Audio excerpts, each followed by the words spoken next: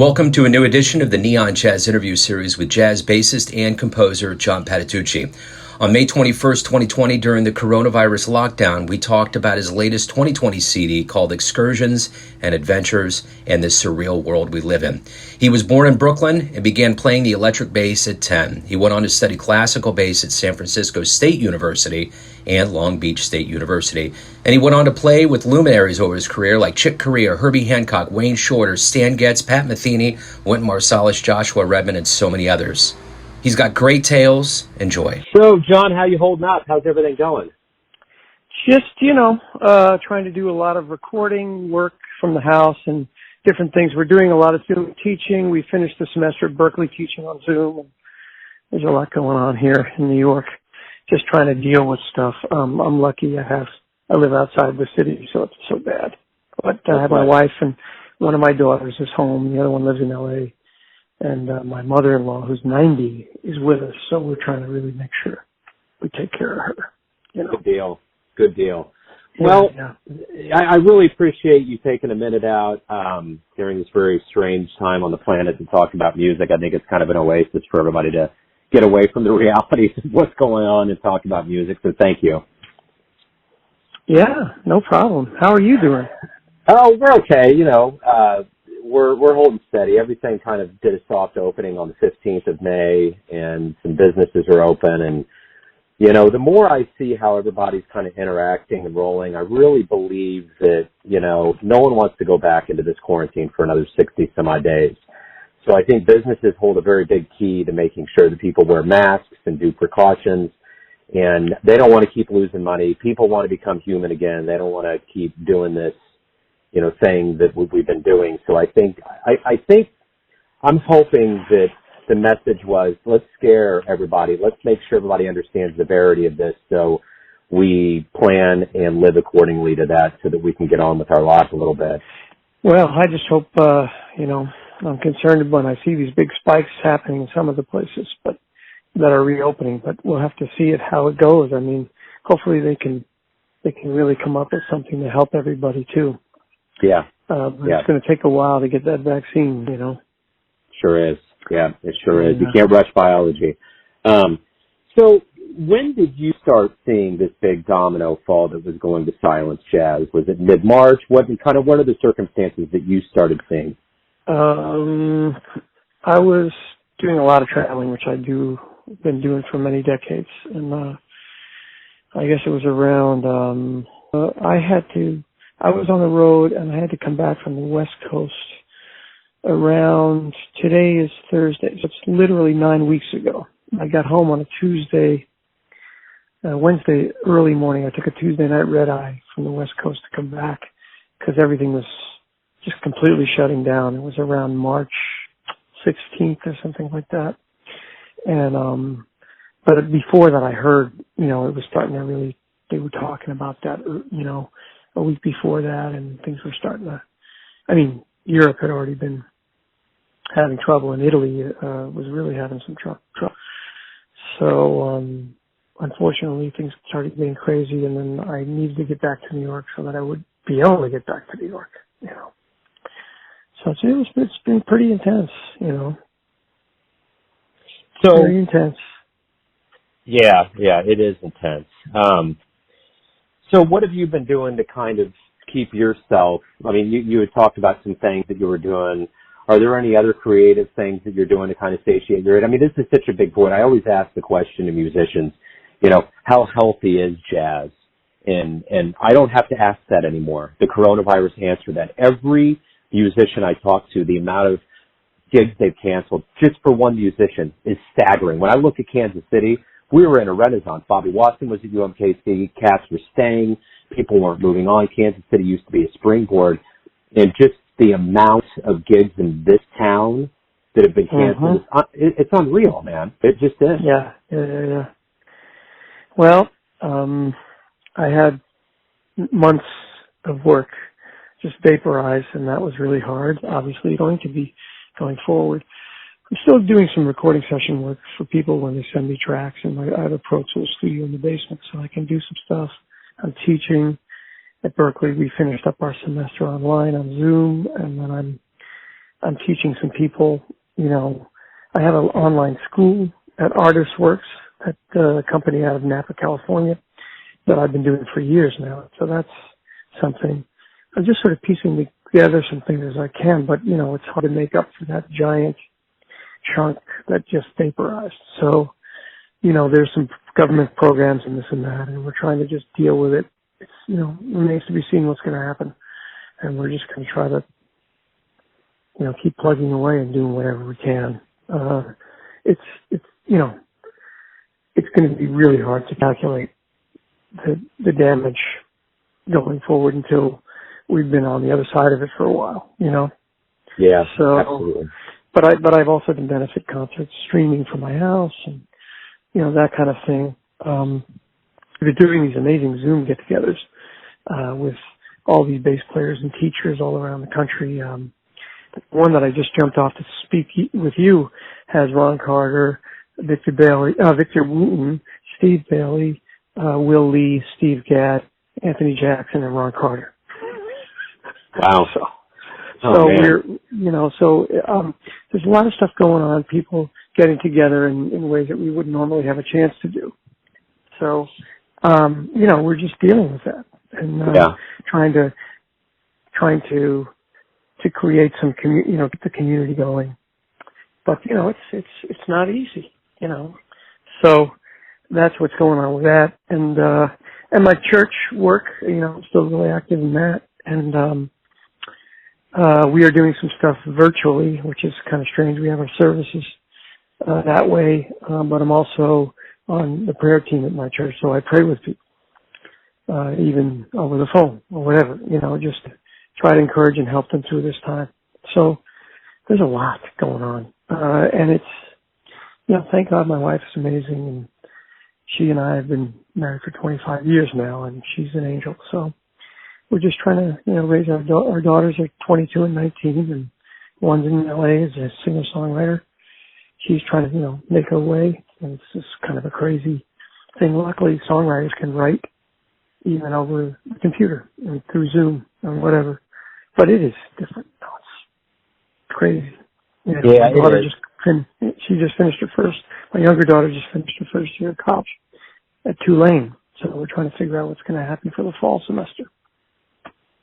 The one thing I keep thinking about during all of this is I hope that people out there, we talk about all the frontline workers and all of those that are essential, and I really think that the artists out there, jazz artists, all of the visual and TV and film people, I mean, if we didn't have some of these arts to keep us occupied and lift our spirits, we would be in a dark place right now. Sure. And I hope that's a cognizant thing. And I've also thought too, as much as I love jazz and what you guys do, and I've been doing this for a while now, and you all taught me through interviews just what you guys do is like one instance on stage. As much as you want to try to Bill Murray Groundhog Day things, you never do it the same way twice. And it's like life. It mimics life. The way a leaf blows on a tree, the way a bird dives in the air. It's like it's never going to happen that way again. And you guys are the utter practitioners of it in the jazz arts. And I think this time in our history of an unprecedented world-unifying pandemic, you all are probably artists that are probably the most adept to being cognizant of something that's going to happen once and maybe encapsulating this and turning it out into an artistic vision. Well, it's not a surprise that, during every social upheaval and sociological, phenomenon throughout world history, those things have a direct effect on the music. The 60s, with all the stuff going on, some of the greatest jazz was recorded then. In classical music, different periods of history sparked different developments in the music. If you go back to Baroque music or Bach, or even before that, Palestrina, there were different things happening in the culture that, influenced the music. When Stravinsky did Rite of Spring, there was a riot in the place, It was too much for them. They couldn't handle it. It was too new. Music is tied to the people, and, we tell our students all the time, you can't play who you aren't. You will play who you are. it's inevitable. It'll come out that way. So who you are as a person, who you're developing, who you're becoming, is going to come out your instrument. And hopefully, that's a generous, selfless person who will make the music and everybody soar, not just the individual. So that group thing, that's a big thing with bass, you know. Yeah. Should be for everybody, but it's definitely the bass and the drums. Really, we live by that, you know. So. Yeah. Over your career, you've been fortunate to have a lot of really amazing experiences with musicians and being around the world. Are there any particular magic moments on stage or gigging with certain musicians that are really coming to mind now during this absence of jazz live? I mean, I was years with Chick Corea, obviously, with all his bands, and we still, you know, we're supposed to play something in the fall, some reunion stuff. So we've never really stopped completely playing, but I've been with Wayne Shorter for the last 20 years, and that quartet, you know, as a family too, huge family, and I really miss those gigs, you know, playing together, and of course, you know, it's been many magical concerts in Europe and Japan and some in the States, and you know, we don't have time to get into it all. I mean, those are things that stay with you forever. They keep coming back, you know, memories and flood back all the time, and, you know, and many others. Like I played with McCoy Tyner.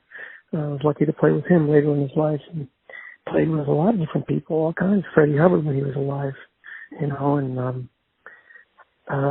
a lot of musicians that were my heroes. I got to know them and play with them, so that's a huge thing, you know. Yeah. What, you know, you've had the jazz seed in you very early on. What was the first jazz show you saw that really made you think, this is what I want to do with my life? Well, it's hard to say. I mean, I remember, you know, growing up in New York, and I didn't get to see any shows in New York when I was growing up because I was pretty little.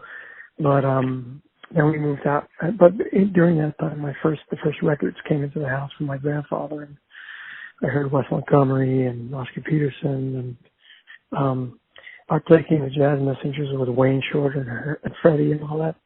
So that really kind of rocked my boat, and Herring Bird. But then when we went to the Bay Area in California in the 70s, I heard many shows. I heard Thad Jones Mel Lewis live. I heard Basie's band. I heard Dizzy Gillespie in a small group.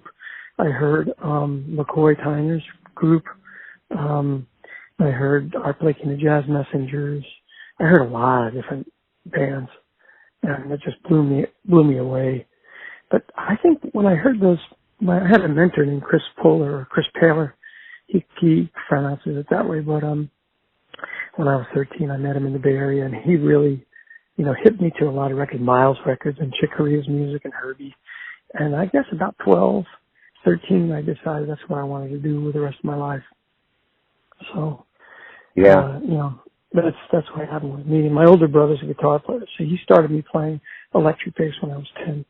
I was trying to play guitar like him because he's a guitarist, but I never felt comfortable. I'm lefty, and the pick in my hand, you know, you played righty no matter what in those days. The only people who had left-handed guitars were Hendrix and Paul McCartney. So, anyway, yeah.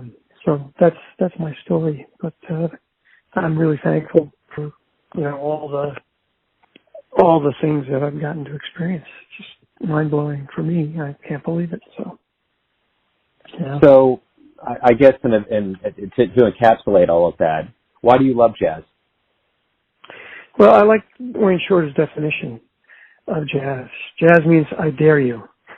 Which means kind of like I dare you to be creative. I dare you to dream. I dare you to take chances. I dare you to create in the moment. I dare you to not hide behind your instrument. You know, it's a lot of things.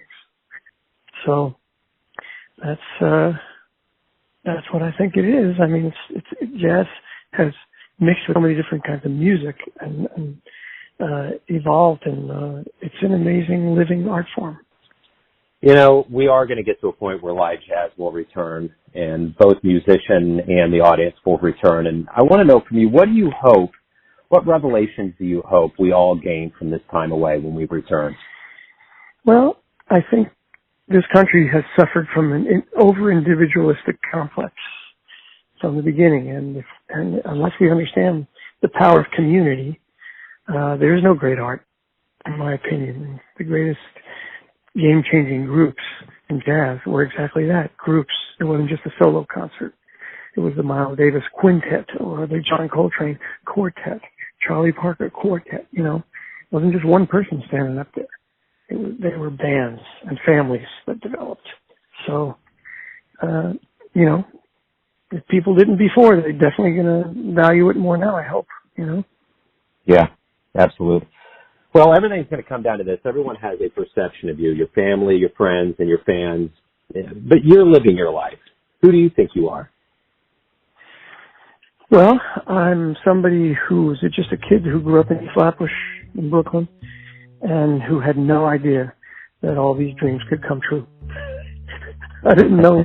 I had no idea what was going to happen, and I just stand here today at 60 years old shaking my head like, wow, this is a miracle. So that's who I am. Beautiful. That's what life's all about, man. Hey, John, thanks. This has been illuminating. Thank you for taking some time out. I really appreciate it.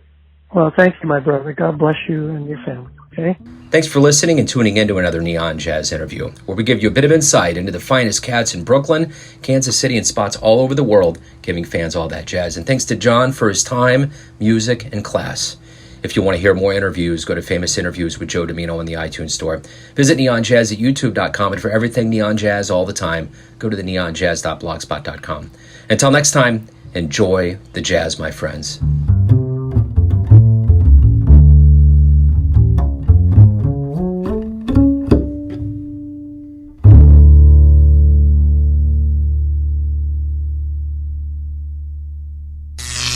Neon Jazz.